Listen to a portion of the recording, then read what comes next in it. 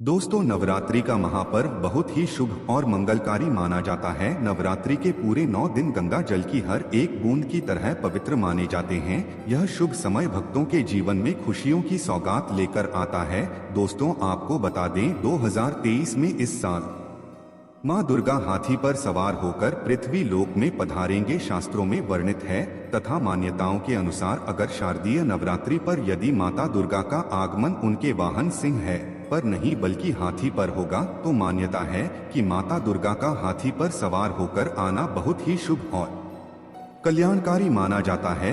जीवन सुखमय हो जाता है।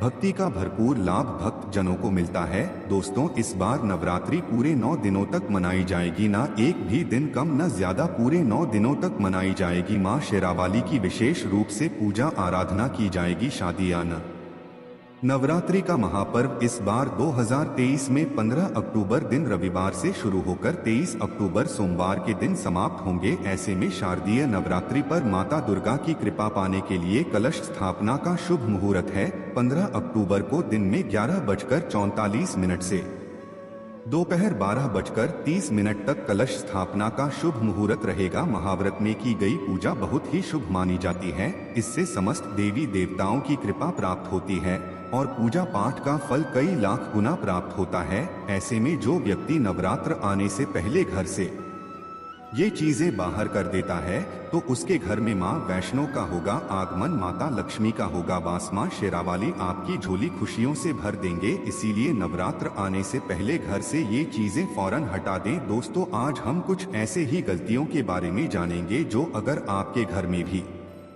होती है तो माता लक्ष्मी कभी नहीं करती ऐसे घर में प्रवेश। फिर चाहे आप कितने ही पूजा पाठ कर लो, माता लक्ष्मी ऐसे घर में कभी नहीं आती। ऐसे घर से देवी देवता भी हमेशा रहते हैं नाराज। दोस्तों, पूरी जानकारी को देखने के लिए इस वीडियो को अंत तक जरूर देखें। सच्ची श्रद्धा से कमेंट बॉक्स में लिखे जाए माँ लक्ष्मी के लिए एक लाइक तो बनता है। दोस्तों, सबसे पहले नवरात्रि के पहले ही मंदिर की अच्छी तरह से साफ सफाई कर लें। मंदिर के अंदर अगर पुरानी मालाएं हैं, टूटी फूटी मूर्तियां हैं, उसके साथ ही खाली माचिस की डिब्बी रखे हुए हैं तो उन्हें बाहर फेंक दें तथा खंडित मूर्ति को किसी नदी में प्रवाहित कर दें। घर में छोटे बच्चों को नवरात्रि का व्रत नहीं रखना चाहिए, इससे उनकी जान को खतरा हो सकता है क्योंकि इस व्रत में शरीर को अधिक शक्ति की जरूरत होती है। माता शेरावाली की तस्वीर अगर कांच के फ्रेम की है और वह हल्की सी भी अगर टूटी हुई हो तो ऐसी कांच को बदलवा लें या ऐसी तस्वीर को जल में विसर्जित कर दें। टूटी मूर्ति की पूजा करने से, टूटी तस्वीर की पूजा करने से आपकी श्रद्धा, भक्ति, व्रत आदि सब टूट जाता है, आपका व्रत खंडित हो जाता है। दोस्तों, नवरात्रि के 9 दिन बहुत ही पवित्र होते हैं। नवरात्र के 9 दिनों घर को साफ सुथरा और पवित्र रखना अति आवश्यक है। इसीलिए नवरात्रि के 9 दिनों में ब्रह्मचर्य का पालन किया जाता है और तामसिक भोजन ग्रहण नहीं किया जाता। नवरात्रि के 9 दिनों में माता रानी के भक्तों को प्याज, लहसुन, मांस, मदिरा और अंडे से दूर रहना चाहिए। अधिकतर भक्त नियम का पालन भी करते हैं, लेकिन वह एक गलती कर बैठते हैं। वह नवरात्रि के 9 दिनों में अपने घर इन अपवित्र चीजों को रख लेते हैं। ऐसा भूल कर भी नहीं करना चाहिए। भागवत पुराण के अनुसार नवरात्रि के 9 दिनों तक माता रानी अपने भक्तों के घर में वास करती है। अगर आप भी चाहते हैं कि माता रानी आपके घर में वास करें तो आप अपने घर के वातावरण को पवित्र रखें और नवरात्रि शुरू होने से पहले ही अपने घर से प्याज, लहसुन, मीट, अंडा और मदिरा को बाहर निकाल दें। अपने घर को साफ रखें। इन वस्तुओं को घर से बाहर निकालने के बाद अपने घर में गंगाजल का छिड़काव अवश्य करें।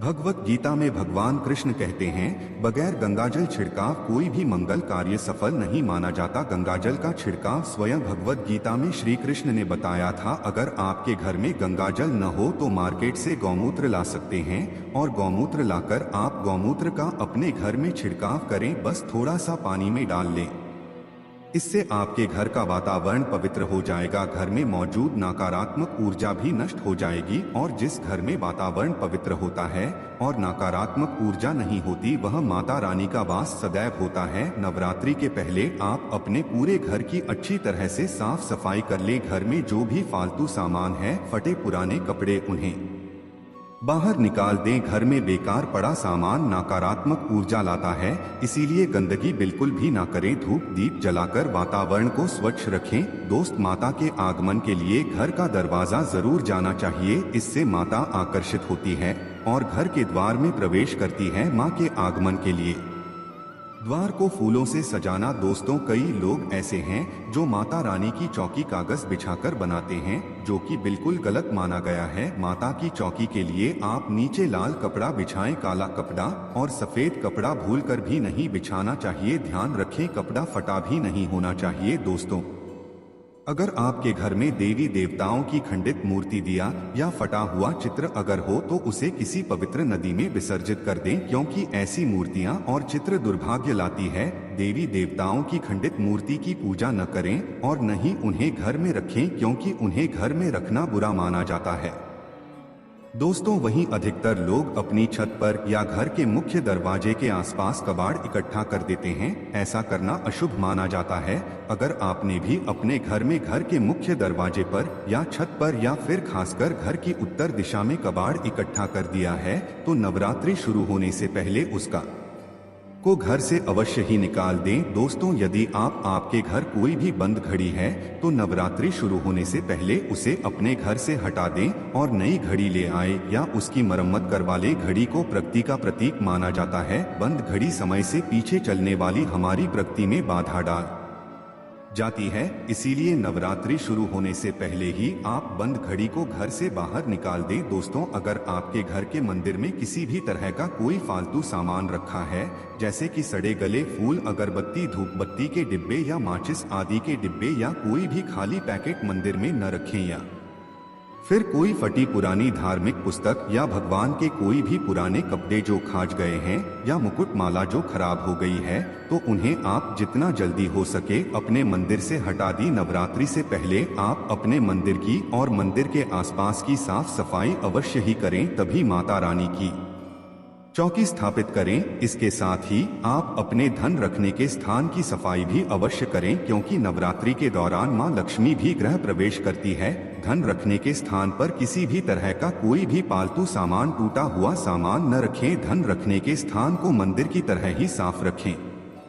नवरात्रि के दौरान माता रानी की पूजा में कौड़ियों को शामिल करें। माता रानी के साथ साथ रोजाना कौड़ी का भी पूजन करें। इसके बाद गौरी को धन रखने के स्थान पर रख दें। ऐसा करने से बरकत हमेशा होती है। अगर आपके पास पुराने जूते चप्पल इकट्ठे हो गए हैं तो नवरात्रि से पहले उन्हें घर से बाहर निकाल दें। पुराने जूते चप्पल की अशुभता के कारण ही घर में नकारात्मक ऊर्जा आती है और घर में अशांति और तरह का माहौल रहता है। नवरात्रि आने से पहले घर से निकालना ना भूलें। अगर जिस घर में ज्यादा होता है उस घर में माता रानी का भी वास नहीं करती। साथ ही साथ टूटे फूटे बर्तन अगर घर में पड़े हैं या टूटा हुआ आईना भी अगर घर में हो तो उसे भी निकाल दी। घर में टूटे फूटे ईंट पत्थर भी नहीं रखना चाहिए, इसे माता लक्ष्मी नाराज हो जाती है। अब हम जानते हैं नवरात्रों के दौरान क्या नहीं खाना चाहिए और क्यों नहीं पीना चाहिए और कौन सा फल खाने से व्रत संपूर्ण और सफल हो जाता है। दोस्तों, हमारे चैनल को सब्सक्राइब जरूर करें और इस बेल आइकन को दबाना ना भूलें। तो आइए शुरू करते ही दोस्तों, नवरात्रि के दिन से जरूर खाना चाहिए। शास्त्रों में बताया जाता है कि भगवान के भोग में से बाद ही जरूर अर्पित किया जाता है। अगर आपका बुरा है तो आपको केला, पपीता, तरबूज और मीठे अंगूर जरूर खाना चाहिए। इन फलों से व्रतधारी को शक्ति मिलती है और व्रत संपूर्ण हो जाता है। शास्त्रों में बताया जाता है कि नवरात्रों के दिनों में सीता फल जरूर खाना चाहिए। सीताफल खाने से 10 ऐसी बीमारियां हैं जो खत्म हो जाती हैं। माना जाता है कि नवरात्रों के दिनों में सीताफल का घर में प्रवेश होना बड़ा ही शुभ माना गया है। सीताफल खाने से नवरात्रि का व्रत सफल हो जाता है, क्योंकि इसमें माता सीता का आशीर्वाद मिला हुआ होता है। नवरात्र के दौरान सीताफल खाता उसे दुखों का सामना नहीं करना पड़ता। सीताफल आपको जरूर खाना चाहिए। दोस्तों, नवरात्रि के 9 दिन शक्तिमान दुर्गा को समर्पित होते हैं। नवरात्रि के 9 दिन माता रानी के 9 अलग अलग स्वरूपों का पूजन किया जाता है। नवरात्रि के 9 दिनों में माता रानी को अलग अलग स्वरूप के हिसाब से अलग अलग भोग अर्पित किए जाते हैं। लेकिन क्या आप जानते हैं कुछ ऐसी वस्तु है जिन्हें नवरात्रि के दौरान भूलकर भी माता रानी को अर्पित नहीं करना चाहिए। अगर इन वस्तुओं को आप गलती से भी माता रानी को अर्पित कर देते हैं तो आपको और पूजन का पूर्ण लाभ नहीं होगा। इसीलिए माता रानी की कृपा प्राप्त करने के लिए आपको यह जानना अति आवश्यक है कि वह कौन सी ऐसी वस्तु है जो माता रानी के पूजन में भूलकर भी इस्तेमाल नहीं करना चाहिए। तो आइए माँ का जयकारा लगाते हुए वीडियो को शुरू करते हैं। दोस्तों, नंबर 1, नवरात्रि के दौरान शादीशुदा महिला को सफेद कपड़े पहनकर पूजा पाठ नहीं करना चाहिए। साथ ही साथ काले कपड़े भी नहीं पहनना चाहिए, इससे पूजा व्रत आदि खंडित हो जाती है। माता की चौकी जब आप लगाएं तो उसके नीचे कागज नहीं लगाना चाहिए। माता की चौकी हमेशा लाल कपड़ा बिछाकर ही बनाना चाहिए। हमेशा याद रहे, नवरात्रों के इन 9 दिनों तक व्रतधारी को अपना आसन चौकी के आगे ही लगाना चाहिए और मंदिर को नवरात्रों के दौरान अकेला नहीं छोड़ा जाए था बहुत ही अशुभ माना जाता है। इससे दुर्गा माता नाराज हो जाती है और हमेशा के लिए चली जाती है। दोस्तों, नंबर 2, नारियल। हिंदू धर्म में नारियल को समृद्धि, धन, श्रद्धा और सम्मान का सूचक माना जाता है। नारियल को श्रीफल भी कहा जाता है। नारियल को सुख वृद्धि में वृद्धि करने वाला माना जाता है। नारियल का हर मांगलिक कार्य में विशेष महत्व होता है। जैसे कि आप सभी जानते हैं कि माता रानी के कई मंदिरों में नारियल से बाली भी दी जाती है और माता रानी के पूजन में नारियल का इस्तेमाल हम सभी करते हैं। खासकर कलश की स्थापना नारियल रखें कर ही की जाती है। माता रानी के पूजन में हम नारियल इस्तेमाल करते समय कुछ गलतियां कर बैठते हैं। दोस्तों, नारियल कई प्रकार के होते हैं। एक हरा, दूसरा सूखा जिसके अंदर पानी होता है। जिस नारियल के अंदर पानी होता है, माता रानी के पूजन में सदैव पानी वाला और जटा वाला नारियल ही इस्तेमाल करें। नारियल का पूर्ण होना चाहिए। नारियल चटका हुआ या टूटा हुआ नहीं होना चाहिए, क्योंकि साबुत नारियल ही पूर्ण और पवित्रता का प्रतीक होता है। साबुत नारियल ही सुख समृद्धि का प्रतीक होता है। साबुत नारियल को ही श्रीफल यानी कि माँ लक्ष्मी का फल कहा जाता है। नवरात्रि में माता रानी की स्थापना करते समय जटा वाला यानी पानी वाला नारियल ही कलश पर स्थापित करना चाहिए। साथ ही यह ध्यान रखना चाहिए कि नारियल को सदैव कलश के ऊपर लेटा कर रखना चाहिए। घट स्थापना करते समय कभी भी नारियल को खड़ा करके नहीं रखा जाता। नारियल को सदैव लेटा कर कलश के ऊपर रखा जाता है। साथ ही नारियल को स्थापित करने से पहले आप नारियल को लाल कपड़े में लपेटकर उस पर लाल चुनरी ओढ़ाकर आप नारियल को कलश के ऊपर स्थापित करें। शास्त्रों के अनुसार कलश के ऊपर जब सही तरीके से नारियल रखा जाता है और सही प्रकार का नारियल रखा जाता है, तब यह व्रत और भोजन का पूर्ण फल प्राप्त होता है। यह भी ध्यान रहे कि महिलाएं माता रानी को नारियल अर्पित कर सकती है, लेकिन कभी भी माता रानी के सामने नारियल को भूलकर भी नहीं व देना, क्योंकि नारियल बीज रूप होता है और स्त्रियां बीज रूप से ही शिशु को जन्म देती है। इसीलिए कभी भी महिलाओं को नारियल नहीं तोड़ना चाहिए।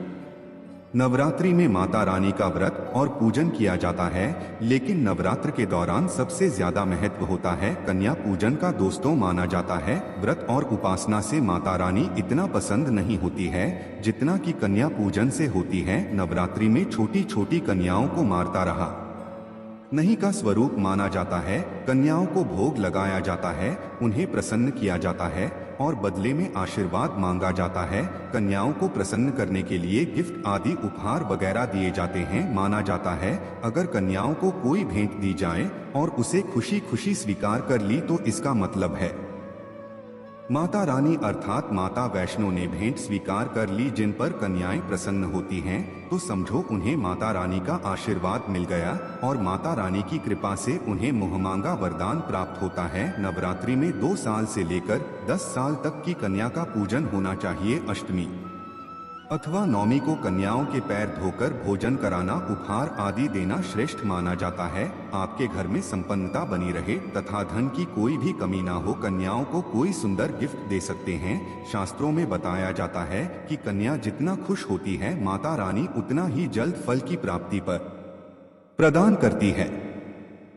ऐसे में आप कन्याओं को चॉकलेट बॉक्स दे सकते हैं तथा खूबसूरत कपड़े दे सकते हैं। याद रहे काले कपड़े न दें और स्टील के बर्तन भी गिफ्ट के तौर पर दे सकते हैं।